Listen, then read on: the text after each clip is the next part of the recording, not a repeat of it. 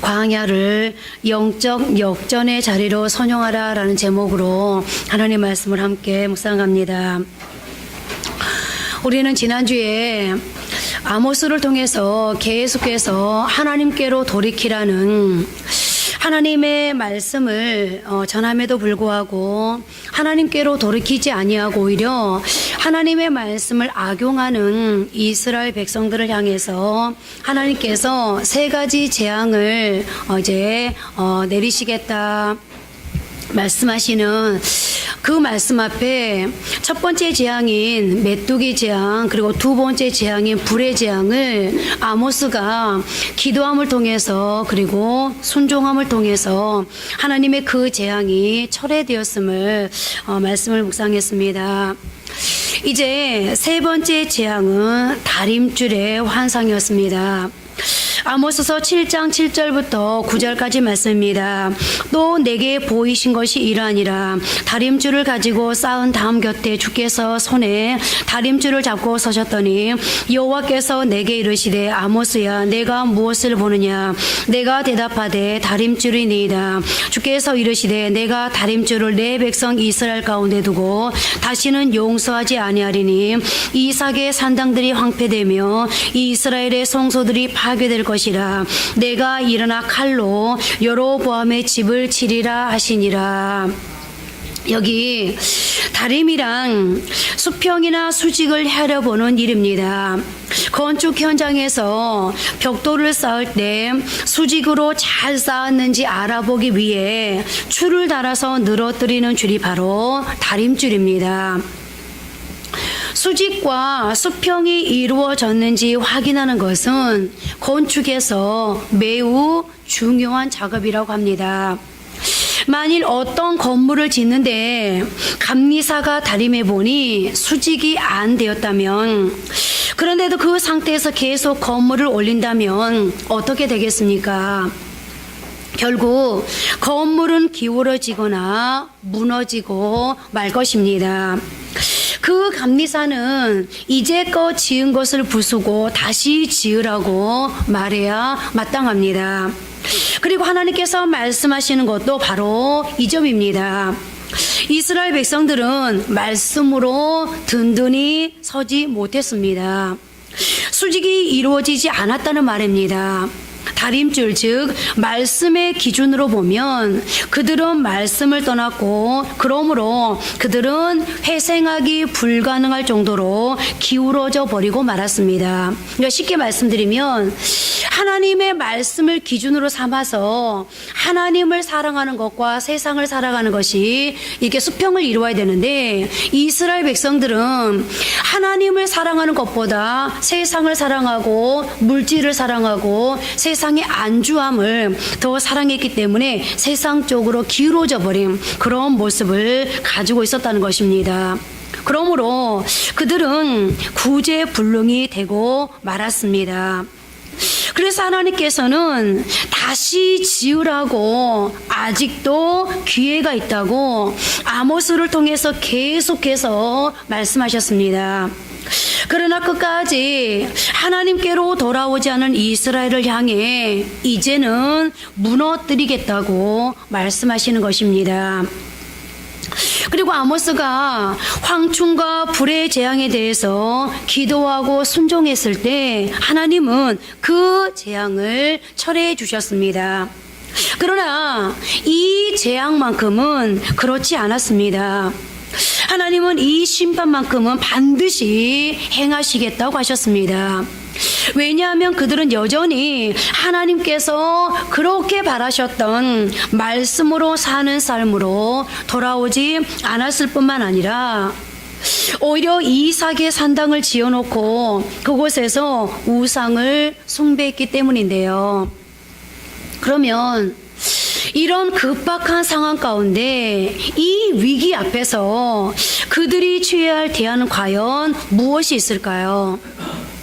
아니, 우리가 이런 상황이라면 우리가 해야 할 일은 과연 무엇일까요? 첫째로, 맞아 죽더라도 하나님의 말씀 안에서 죽어야 합니다. 하나님께서 아모스의 기도와 순종을 보시고 첫 번째 재앙과 두 번째 재앙은 철회를 해주셨지만 세 번째 재앙인 다림줄의 재앙은 결코 양보하지 않으셨는데요. 여러분, 우리에게 있어서 다림줄 역할을 하는 것이 무엇일까요? 나의 생각과 행동이 바르지 못한지를 가르쳐주는 다림줄이 무엇이겠습니까? 바로 성경 말씀입니다. 우리는 하나님의 말씀을 내 생활에 척도로 삼고 살아야 합니다. 하나님의 말씀을 기준 삼아서 내 생활 가운데 기울고 굽은 것이 있으면 시정하고 바로 잡아야 합니다. 다시 말씀드리면 하나님의 말씀으로 감리를 받아야 한다는 것입니다. 하나님의 말씀으로 우리 인생을 감리해야 합니다. 그리고 말씀과 현실이 충돌하면 내가 변화되어야 합니다. 하나님의 말씀을 왜곡시키고 하나님이 나한테 맞추라고 하나님을 변화시키려고 하는 것이 아니라 내가 하나님 앞에 순복해야 합니다. 왜냐하면 말씀 위의 것은 결코 하나님께서 양보하지 않으시는 부분이기 때문인데요. 오늘 아모스서 8장에 언급된 이스라엘의 문제는 그들이 물질에만 매달려 하나님 말씀을 잊었다는 데 있었습니다. 우리가 다 알다시피 가나안에 정착한 후 이스라엘은 농사를 지었는데 농사를 짓다 보니 차츰 농사의 신 바알을 섬기는 일들이 벌어졌고 급기야 이스라엘은 하나님의 말씀을 도외시해버리는 데까지 나아가고 말았습니다. 농부의 입장에서 비가 내리지 않는 것은 죽으라는 말과 똑같습니다. 그러나 하나님께서는 농사 걱정만 하고 하나님의 말씀을 무시하는, 그야말로 이 농사가 누구에 의해서 좌지우지되는 그 근본을 잊어버린 이스라엘 백성들을 향해서 이제까지는 너희가 육적인 기갈, 그러니까 비가 오지 않은 기갈 때문에 너희가 힘들었다면 그거보다 더 우선되고 더 근본되는 이제 말씀의 기갈이 오리라고 경고하십니다. 오늘 본문 8장 11절입니다. 주 여호와의 말씀이니라. 보라, 날이 이를지라 내가 기근을 땅에 보내리니 양식이 없어 주림이 아니며 물이 없어 가람이 아니요 여호와의 말씀을 듣지 못한 기갈이라. 이스라엘 백성들은 처음 하나님의 이 말씀이 있었을 때에는 말씀의 기갈에 대한 심각성을 몰랐을 것입니다. 지금 당장 먹고 살아야 하니 비가 오지 않는 일보다 더 시급한 일은 없으며 하나님의 말씀은 나중에라도 들을 수 있다고 생각했는지도 모릅니다. 그리고 이것은 우리도 범할 수 있는 영적 오류이기도 합니다. 지금 당장 먹고 사는 게 급하지 하나님의 말씀은 그 다음 나중에라도 얼마든지 들을 수 있다고 생각할 수 있습니다. 그러나 사실 이스라엘이 무엇을 기반으로 오늘 여기까지 왔습니까? 하나님의 명령에 의해서 왔고 하나님의 도움으로 이 축복의 자리까지 올 수 있었습니다. 그런데 그들은 하나님의 말씀이 사라질 때 닥쳐올 혼란이 무엇일지 잘 모르고 있었는데요. 하나님은 말씀으로 온 세계를 창조하셨습니다. 그러면 말씀이 없을 때 상태는 어떤 것이었습니까? 창세기 1장 2절에는 땅이 혼돈하고 공허하며 흑암이 깊음이 있다라고 말씀을 기록하고 있습니다. 그러니까 하나님의 말씀이 역사하기 이전 상태가 혼돈, 공허, 흑암이라는 말입니다. 이처럼 하나님의 말씀이 역사하지 않는다는 것은 모든 것이 무너져 내리는 상태를 초래한다는 것입니다. 여러분, 사울을 한번 보십시오. 말씀이라는 기준이 사라지고 하나님께서 말씀을 주시지 않자 급기야 그는 엔돌의 무당을 찾아갔습니다. 사무엘상 28장 6절입니다.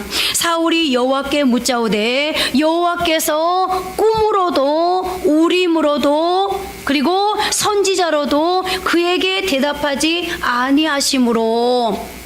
여러분, 이스라엘의 지도자들은 하나님께로부터 오는 말씀으로 이스라엘을 이끌어갔습니다.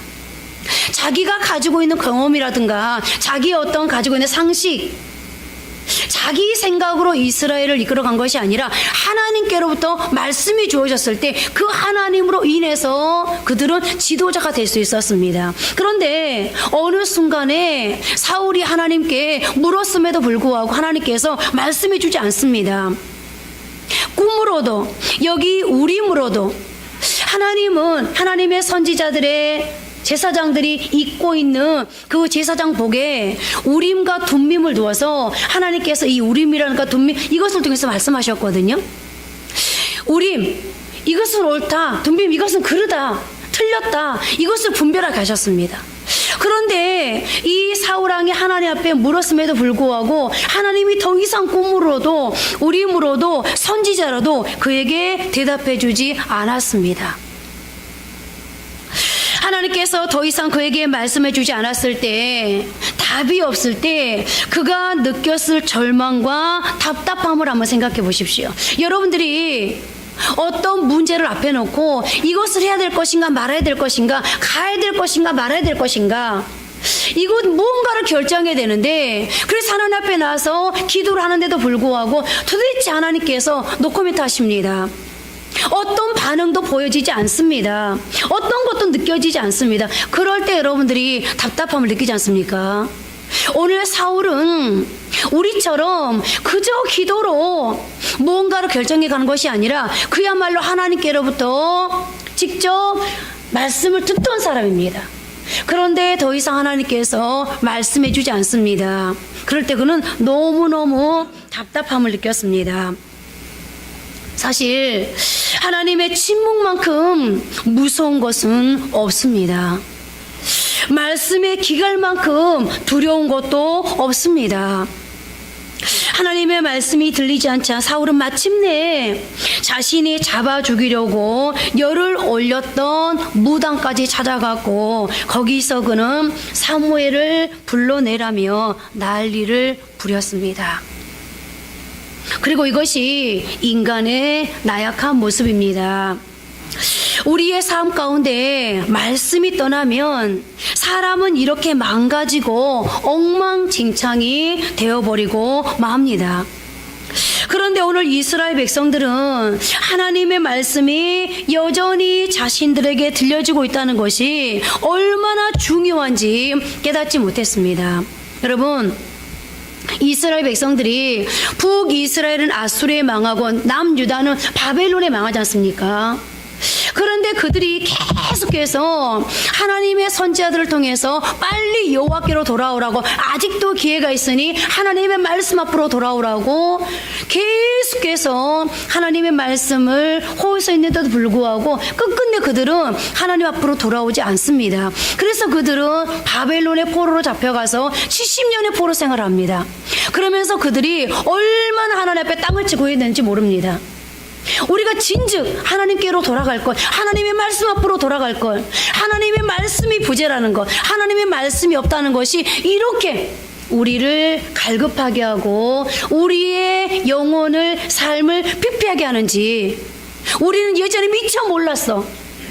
그들은 땅을 치고 후회하면서 하나님의 말씀을 갈급해합니다. 오늘 이스라엘 백성들은 그 중요한 사실을 깨닫지 못했습니다. 하나님의 말씀이 자신들을 떠난다는 것은 기반부터 모두 무너진다는 것을 알지 못했습니다.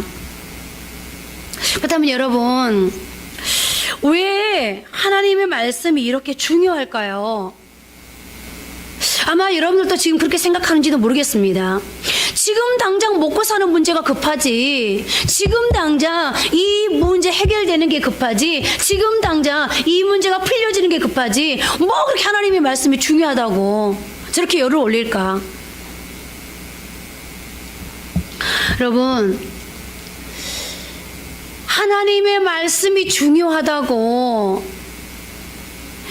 예로부터 선지자들이 핏대를 세우면서 호소할 수밖에 없었던 이유는 무엇이겠습니까? 말씀이 곧 하나님이기 때문입니다. 뿐만 아니라 말씀은 세상에 있는 모든 것들을 보여주는 렌즈가 됩니다. 그래서 말씀을 우리가 세상을 어떻게 살아야 할지, 또 인생을 어떻게 운영해 갈지를 알려주는 인간 매뉴얼, 인생 매뉴얼이라고 하지 않습니까? 그러므로 우리는 하나님 말씀의 렌즈로 세상을 바라보아야 합니다. 내가 인생을 어떻게 살아야 될지 말씀 속에서 답을 찾고 방향을 찾아야 합니다. 그때 비로소 우리는 세상을 제대로 볼 수 있습니다. 물론 말씀대로 살기 위해서는 결심하고 넘어지기를 수없이 반복해야 하는 나약한 존재인 것은 분명합니다. 그러나 탕자의 비유가 왜 우리 인생에서 중요한 교훈이겠습니까?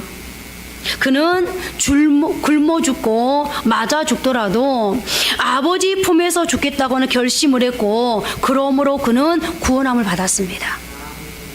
우리 가운데도 지금 말씀을 떠나 상하고 깨진 부분들이 너무나 많습니다. 그러나 이제 다시 말씀으로 돌아와야 합니다. 하나님의 말씀 때문에 맞고 깨지고 아프더라도 하나님의 말씀 앞에 내 인생을 비춰봤더니 내가 하나님 앞에 결코 당당하지 못하고 내 마음에 찔림이 있고 무언가를 감수해야 되는, 내가 하나님의 말씀 앞에 다시 내 인생을 수정하려면 내가 뭔가를 감수해야 되는 그런 부담을 느낀다 할지라도, 그럼에도 불구하고 우리는 다시 말씀 앞으로 와야 합니다.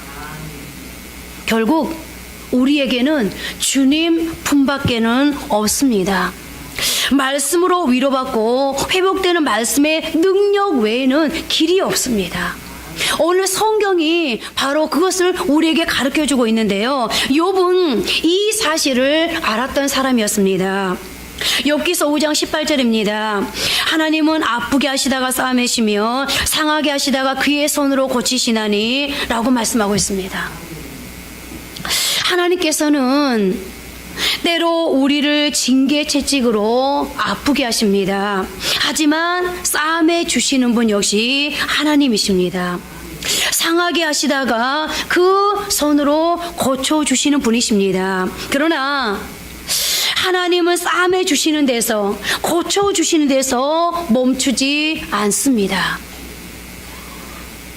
주님께로 다시 돌아오기만 하면, 말씀 앞으로 말씀으로 살겠다고 결심하고 주님께로 돌아오기만 하면 그보다 더 좋은 곳으로 주시는 분임을 오늘 욥은 우리에게 말씀하고 있는데요. 계속되는 욥기 5장 19절부터 26절까지 말씀 함께 합독하십니다. 6가지 환난에서 너를 구원하시며 7가지 환난이라도 그 재앙이 내게 미치지 않게 하시며 기근 때의 죽음에서 전쟁 때의 칼의 위협에서 너를 구원하실 터인즉 내가 혀의 채찍을 피하여 숨을 수가 있고 멸망이 올 때에도 두려워하지 아니할 것이라. 너는 멸망과 기근을 비웃으며 들짐승을 두려워하지 말라. 들에 있는 돌이 너와 언약을 맺겠고 들짐승이 너와 화목하게 할 것이라. 내가 내 장막의 평안함을 알고 내 우리를 살펴도 잃은 것이 없을 것이며 내 자손이 많아지며 내 후손이 땅의 풀과 같이 될 줄을 내가 알 것이라. 내가 장수하다가 무덤에 이르리니 마치 곡식단을 제때에 들어올림 같으리니. 아멘. 우리가 말씀 앞으로, 하나님 앞으로 오면 하나님께서는 우리를 아프게 하시다가 싸매시며 상하게 하시다가 그 손으로 고쳐주시는, 그 자리에서 멈추지 아니하시고 더 큰 것으로, 더 많은 것으로, 더 온전한 것으로, 더 완전한 것으로 우리에게 채워주시는 분이라는 겁니다. 욥은 체험을 통해서 이것을 알았습니다. 그리고 우리에게 지금 하나님 앞으로 돌아오라고 권면하고 있는 것입니다. 그렇습니다. 맞아 죽더라도 하나님 말씀 안에서 죽고자 하는 사람에게는 잠깐 아픔이 있다 할지라도, 잠깐 하나님의 징계와 채찍을 피할 수 없다 할지라도, 그럼에도 다시 회복시키시는 하나님의 은혜가 있습니다. 무엇보다 다림줄과 같은 말씀이 기준이 되는 인생을 살면 품위 있는 신앙을 가진 하나님의 백성이 될 것이고, 그리스도인의 자존감을 회복하게 될 것이며, 이 땅을 변화시키는 새로운 축으로서의 삶을 살게 될 것입니다. 둘째로, 말씀 위에의 다른 거품들을 제거해야 합니다. 모세가 하나님의 십계명을 받기 위해 시내 산으로 올라간 뒤 아무리 기다려도 모세가 내려오지 않자 사람들이 몰려들어 이렇게 말합니다. 출애굽기 32장 1절입니다. 백성이 모세가 산에서 내려옴이 더딤을 보고 모여 백성이 아론에게 이르러 말하되, 일어나라, 우리를 위하여 우리를 인도할 신을 만들라. 이 모세 곧 우리를 애굽 땅에서 인도해낸 사람은 어찌 되었는지 알지 못함이니라. 자신들을 인도할 신을 만들어내라는 것입니다.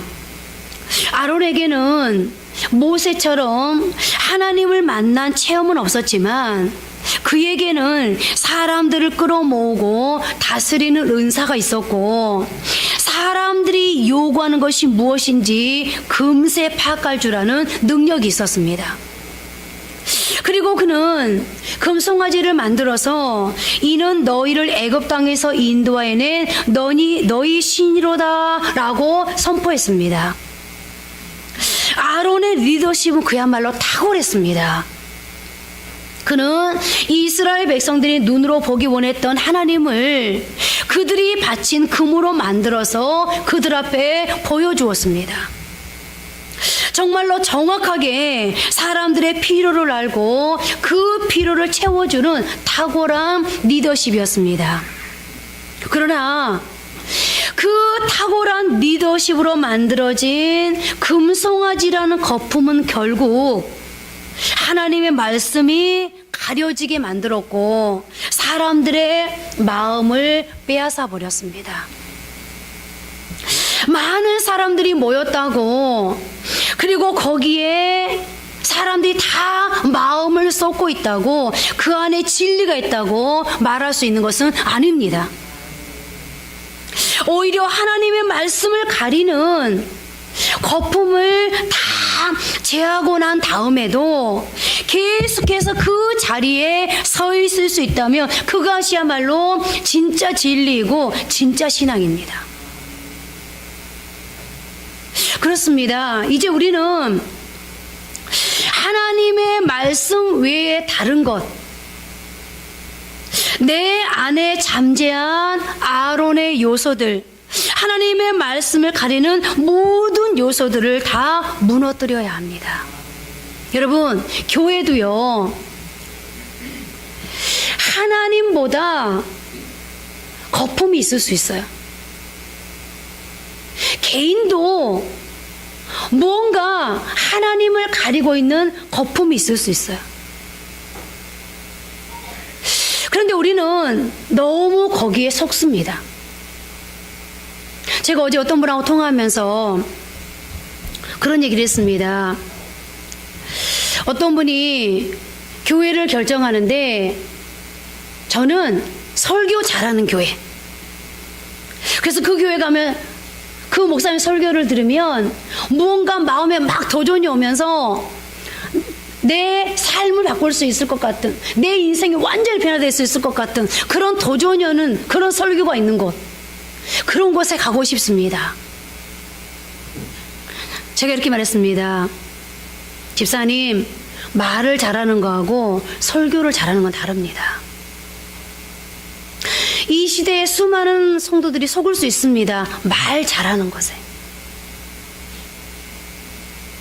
설교를 잘한다는 거는 말을 잘 못할 수도 있습니다. 바울은 말을 잘 못하는 사람이었습니다. 그런데 그 속에 얼마나 하나님이 들어있느냐, 그것이 관건인 것이지, 그럴싸하게 말 잘한다고 예화 많이 들어가면서 경험 많이 해가면서 사람의 마음을 금방 현혹시킨다고, 그게 설교가 아닙니다. 거기에 속지 마십시오.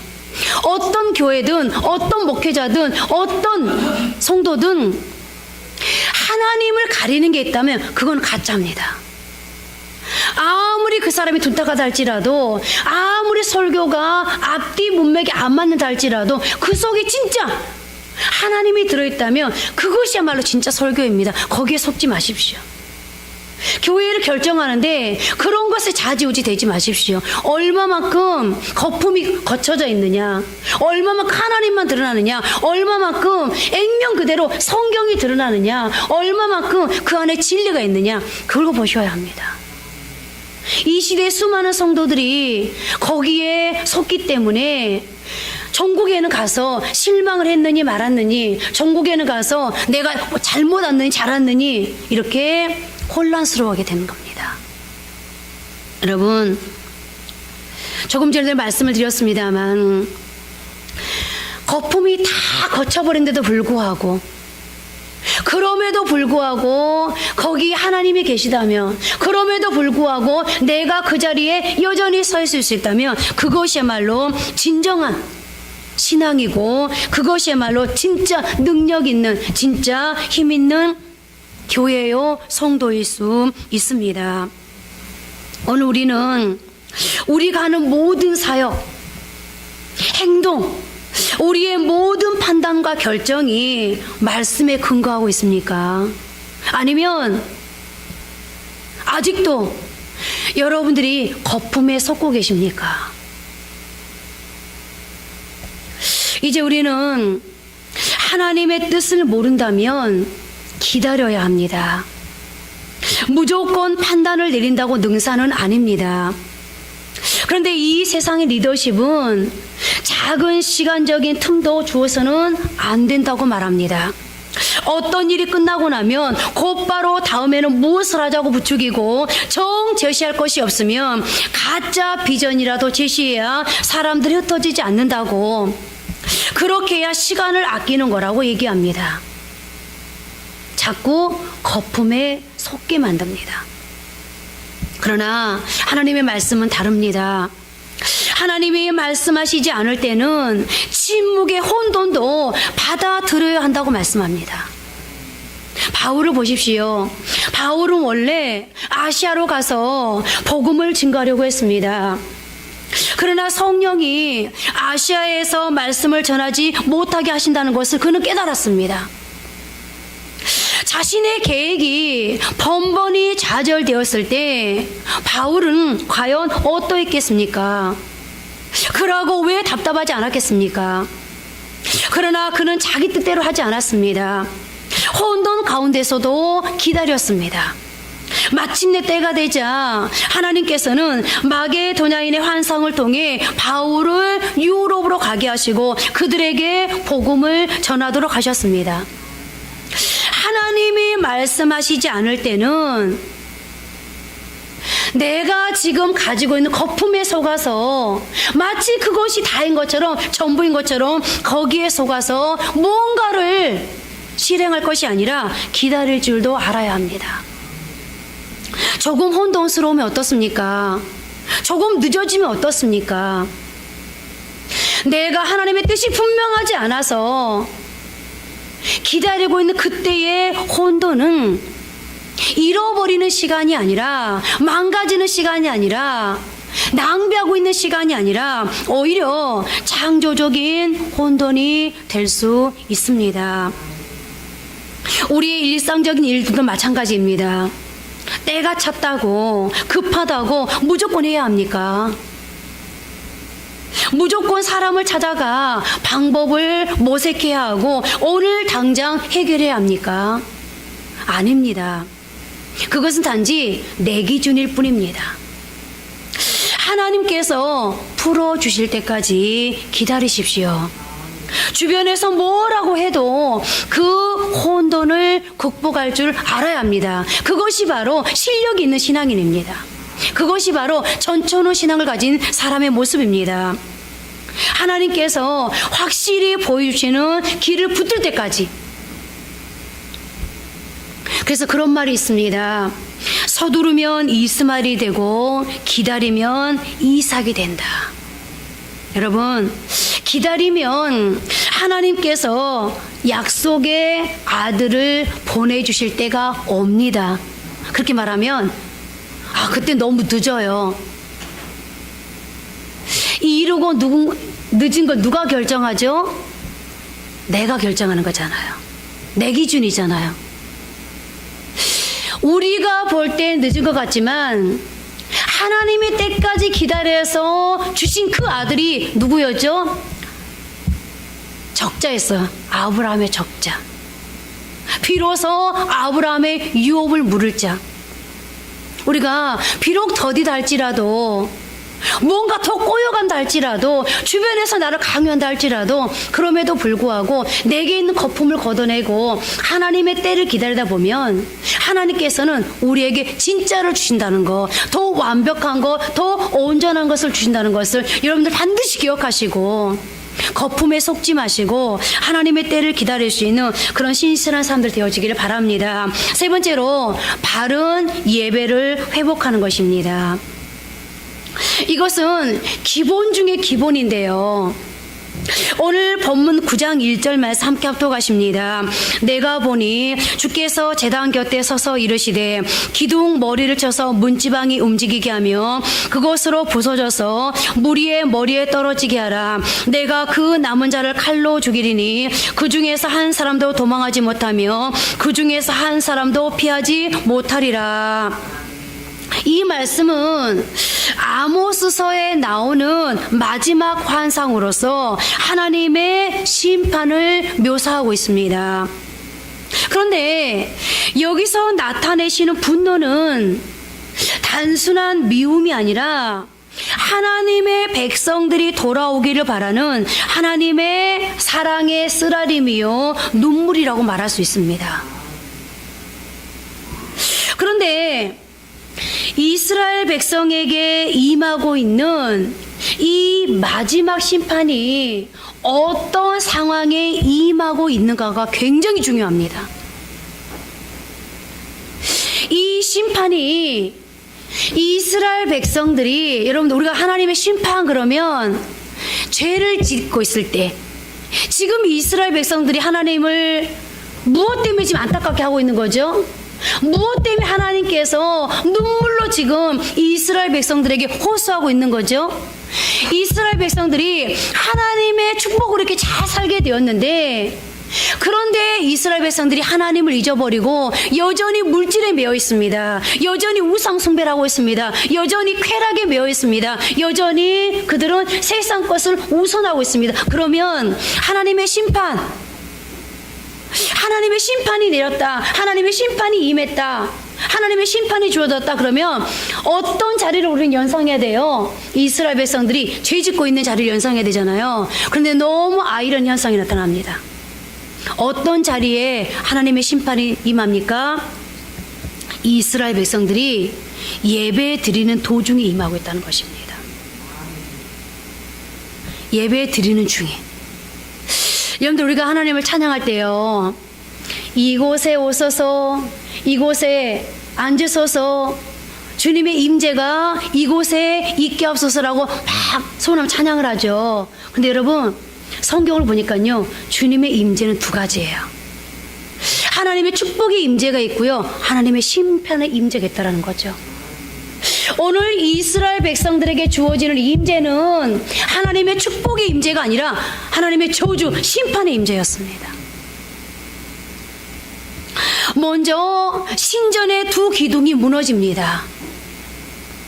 솔로몬 성전을 그대로 본떠서 만든 북이스라엘 우상의 전에도 솔로몬 성전과 마찬가지로 두 개의 기둥이 있었습니다. 그런데 지금 그 두 기둥이 무너지고 그러다 보니 천장이 내려앉아 그 안에 있던 사람들이 다 죽게 되었습니다. 그나마 사각지대에서 살아남은 사람들은 하나님께서 그러면 성전의 기둥이 무너질 때 천장이 내려앉으면서 내가 많은 사람들을 죽였는데 나머지 사람들 살려놓을게, 이게 아닙니다. 하나님이 뭐라고 말씀하십니까? 성전이 무너지면서 죽고 그나마 사각지대에 살아남아 있는 모든 사람들은 뭘로 죽이겠다고요? 칼로 죽이겠다고 말씀합니다. 그만큼 철저한 심판을 말씀하고 있는 것인데요. 그렇다면 이스라엘 백성들은 왜 이렇게 참혹하게 심판당에 멸망해야 하고 왜 하필이면 예배 중에 이런 심판을 맞아야 하는 걸까요?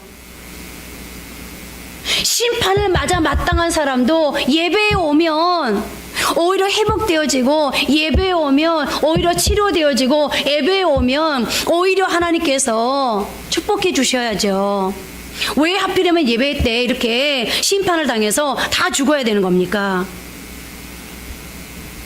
그것은 바로 그들이 바른 예배를 드리지 않았기 때문입니다.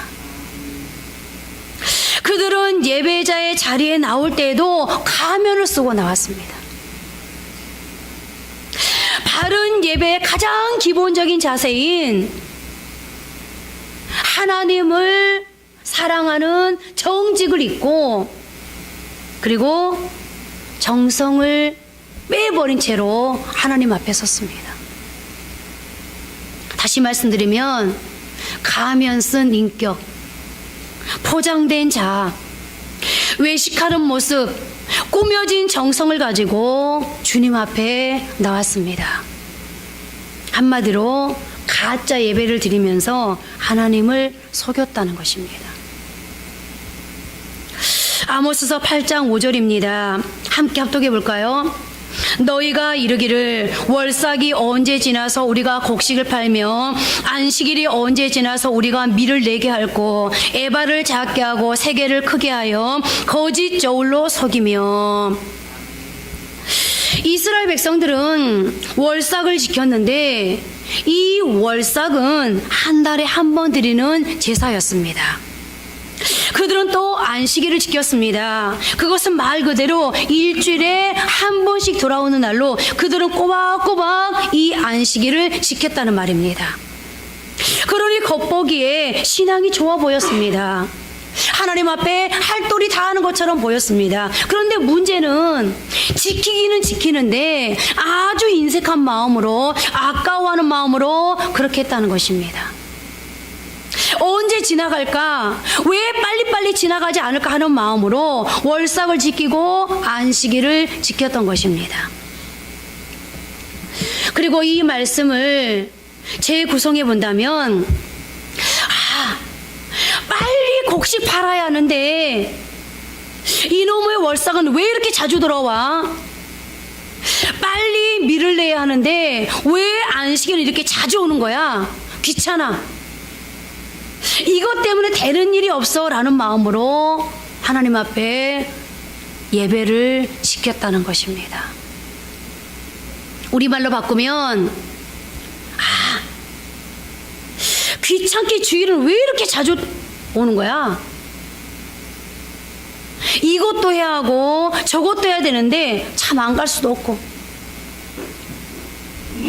또 예배에 와서는 어쩔 수 없으니까 예배에 와서는 빨리 예배 마치고 공부하러 가야 되는데, 빨리 예배 마치고 친구 만나러 가야 되는데, 그러면서 정직과 정성을 뺀 하나님 없는 예배를 드린다는 것입니다. 그리고 그런 예배를 드리는 이스라엘을 향해 하나님께서는 여름 실과 한 강줄이 같다라고 말씀하고 계십니다. 무슨 말입니까? 여름 과일이 한 강줄이가 있습니다. 부피로 보면 한 강줄이니까 아주 완벽하게 가득 채워져 있는 것 같은 보기 좋은 그런 아주 맛있어 보이는 과일입니다. 겉은 멀쩡한데 문제는 속은 골아 터지고 썩은 과일을 오늘 하나님께서 묘사하고 있는 겁니다. 비유로 말씀하고 있는 거죠.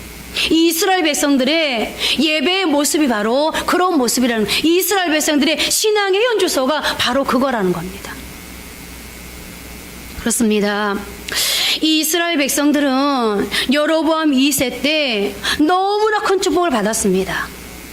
농사도 잘 되고 물질적으로 매우 풍요로웠습니다. 그러다 보니 그 축복에 취한 이스라엘 백성들이 이제는 월삭도 안식도 다 귀찮게 여겨지기 시작한 것입니다. 아니, 이렇게 잘 사는데 왜 하나님이 필요해? 잘 살다 보니까 할 것도 많습니다. 여러분, 못 살던 사람이 하나님 앞에 잘 살게 달라고 기도하더니 잘 사니까 어떻게 합니까? 나 골프 치러 가야 돼. 나 사업상, 업무상 누구 만나야 돼. 바이어 만나야 돼. 이 일은 사업상 굉장히 중요해. 그러면서 어떻게 한다고요? 예배 자리에 나와 있긴 하지만 온통 머릿속에 무슨 생각? 골프 생각만 합니다. 하나님 앞에 결혼이 늦어져서 하나님 결혼하게 해달라고 기도합니다. 그런데 남자가 생겼습니다. 여자가 생겼습니다. 예배 자리에 왔습니다. 온통 누구 생각뿐입니까? 애인 생각뿐입니다.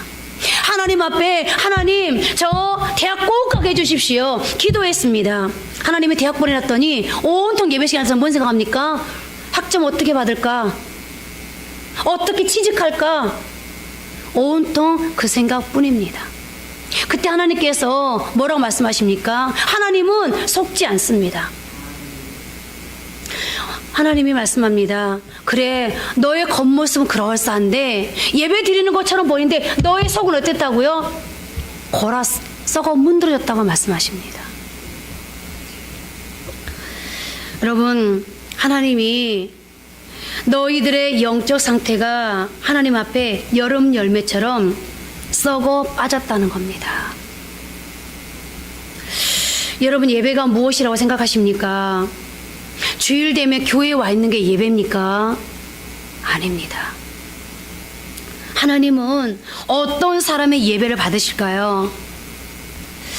예배의 기본은, 여러분들, 예배의 기본은 찬양이 아닙니다. 예배의 기본은 기도가 아닙니다.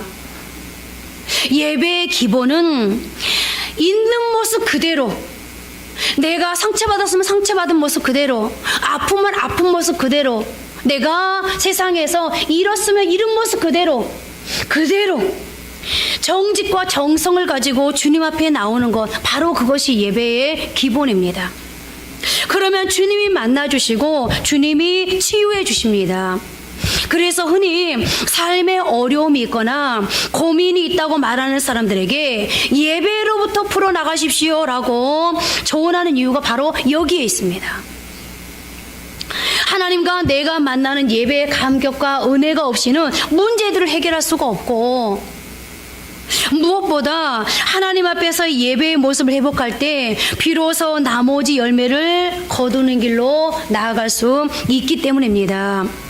오늘 이스라엘 백성들이 하나님 앞에서 심판을 면하고 회복될 수 있는 것은 바른 예배를 회복하는 길이었습니다. 오늘 우리 역시 이제는 마지못해 예배 드리는 모습, 마음 없이 예배 드리는 모습과 함께 하나님을 속이는 나의 가면을 벗고 다시 한번 예배의 생명을 걸고 삶을 걸 수 있는, 그러므로 인생에 성공하시는 우리 모두가 되었으면 좋겠습니다. 이제 나머지 부분 다음 주에 하겠고요. 말씀을 맺도록 하겠습니다. 여러분, 운동선수들에게도 기본이 있고요. 공부하는 학생들에게도 기본이 있습니다. 그런데 운동선수가 되었던, 공부하는 학생이 되었던 인생을 살아가는 우리 모두에게는 기본기가 굉장히 중요합니다. 요즘 세주가 은산이 수학을 가르칩니다. 그런데 김영신 집사님이 계속해서 주문하는 게 있습니다. 세주야, 문제를 많이 풀려고 하지 말고 뭘 가르치려고 하지 말고 은산이한테 딱 한 가지만. 은산이가 지금까지 수학 문제를 풀 때마다 계산에 오류가 생겨서, 그러니까 얘가 막 문제를 빨리빨리 풀려고 하다 보니까 문제를 몰라서 못 푸는 것이 아니라 그렇게 실수해서 꼭 문제를 틀리는 거예요. 그러니까 그 기본을 좀 잡아줘. 기본. 문제를 차분하게 풀 수 있고, 그리고 문제를 이렇게 후딱후딱 보는 게 아니라, 은산이가 책을 많이 읽잖아요. 그러니까 이 책만 읽는 게 나쁜 습관을 길러준 게 있어요.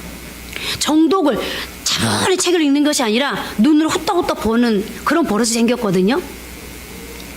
그런 버릇, 이것만 고쳐줘. 이게 무슨 말이에요? 기본을 바로 잡아주라는 거예요. 지금 기본을 바로 잡지 않으면, 그래서 문제를 계속해서 건성건성 보게 되고 건성건성 풀게 되면 이 실수는 여기서 멈추는 것이 아니라 앞으로 계속 더해져 가겠죠. 문제가 더 어려워질 거니까, 지문이 더 많아질 거니까 기본을 잡아줘 라고 주문하거든요. 여러분, 신앙생활의 기본은 굉장히 중요합니다. 여러분, 더딜지라도 이제라도 우리는 신앙의 기본을 다시 다져야 합니다. 그 신앙의 기본이 뭡니까? 맞고 죽더라도, 하나님 앞에서 출혈을 감당하더라도 다시 말씀 앞으로 가는 겁니다. 그것이 기본입니다. 그리고 만약에 내가 말씀 앞에서 말씀을 가려버리는, 하나님을 가려버리는 무언가 거품이 있다면 그 거품을 걷어내는 것이 기본입니다. 그리고 나아가 바른 예배, 정말로 진실한 예배, 하나님 앞에 정성을 다해드린 예배, 이것을 하나님 앞에 다시 우리가 수정해 나갈 때에, 이 기본을 다시 할 때에 우리는 하나님의 사람으로, 축복의 사람으로, 성공의 사람으로, 승리의 사람으로, 세상을 움직이는 한 축을 감당할 수 있는 사람으로 다시 회복될 수 있습니다. 오늘 이 기본을 다시 설정해 나갈 수 있는 저와 여러분들 되어지기를 바랍니다. 한번 기도하시겠습니다. 여러분들은 하나님의 말씀 앞으로 가면 왠지 찔려서, 하나님의 말씀대로 하나님의 말씀 앞으로 가면 무언가 내가 출혈을 감당해야 될 것 같은 뭔가 부담이 되니까 말씀을 자꾸 외면하지는 않습니까? 그러나 말씀 없는 신앙이 어찌 있겠으며, 말씀 없이, 말씀이 곧 하나님인데, 말씀이 곧 예수님인데 어떻게 우리 인생이 성공할 수 있겠습니까? 어찌 축복의 삶을 살 수 있겠습니까? 다시 말씀 앞으로 가게 해주십시오. 내 삶 속에, 나의 오늘의 일상 속에 말씀을 가려버리는, 하나님을 가려버리는 거품은 어떤 것들이 있습니까? 하나님, 거품을 제거하게 도와주십시오. 하나님, 나는 하나님 앞에 바른 예배를 드리고 있습니까? 이스라엘 백성들처럼 월삭의 예배를 드리고 안식일을 지키는데 그저 포장된 인격을 가지고, 매식된 모습을 가지고 정성을 뺀 예배를 드리고 있지는 않습니까? 거짓 예배, 하나님 앞에 결코 받을 수 없는 예배를 드리고 있지는 않습니까? 하나님, 이제 하나님 앞에 바른 예배를 드릴 수 있는 사람이 되게 해주십시오. 한번 기도하십니다.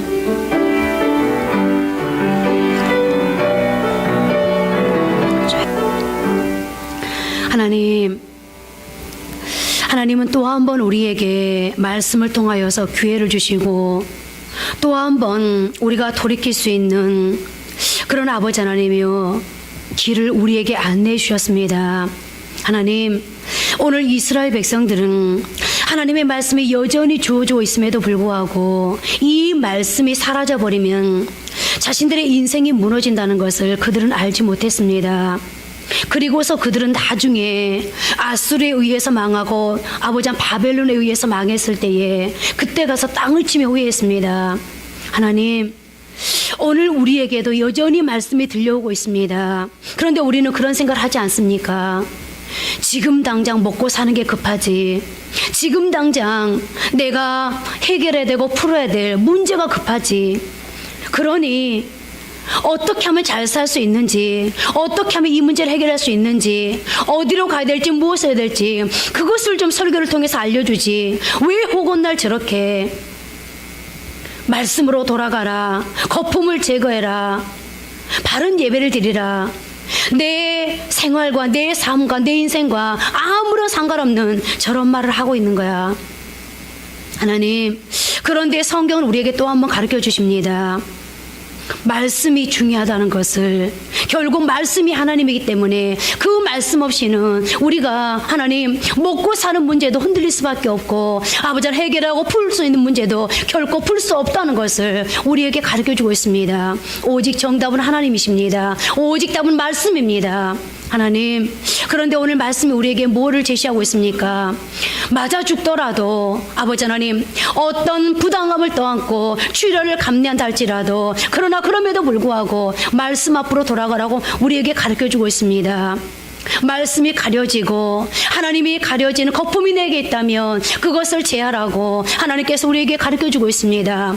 바른 예배를 드리라고, 이제라도 하나님 앞에 온전한 인격을 가지고 정성을 다해서 온전히 하나님을 예배하라고 우리에게 아버지 하나님 이제 답을 제시해주고 있습니다. 이것이 정답입니다. 하나님, 신앙의 기본이 무엇이겠습니까? 기본기가 튼튼한 사람이 운동도 잘할 수 있고, 기본기가 튼튼한 사람이 가면 갈수록 성적이 나아질 수 있고, 기본기가 튼튼한 사람이 인생을 성공할 수 있습니다. 하나님, 오늘 우리가 신앙의 기본기를 갖기를 원합니다. 말씀을 부여잡기를 원합니다. 하나님 위에 거품을 제거할 수 있기를 원합니다. 바른 예배를 드릴 수 있기를 원합니다. 이 기본기를 잘 갖추고 신앙의 출발을 이제 다시 할 수 있도록 하나님 신앙의 수정을 다시 할 수 있도록 도와주셔서 이 기본기가 우리의 인생을 축복의 인생으로 이끌어갈 수 있는 그런 능력이 되게 하옵소서. 방패가 되게 하옵소서. 무기가 되게 하옵소서. 그리고 산생명 비전 모든 성도들이 이제는 하나님 앞에 축복을 받는 그런 귀한 삶을 살아갈 수 있도록 하나님 또 한 번 이 한 주간에 우리에게 도전해 주옵소서. 하나님의 이름으로 이 기본기를 가지고 승리하시기를 간절히 소원하면서 예수님 이름으로 기도합니다. 아멘.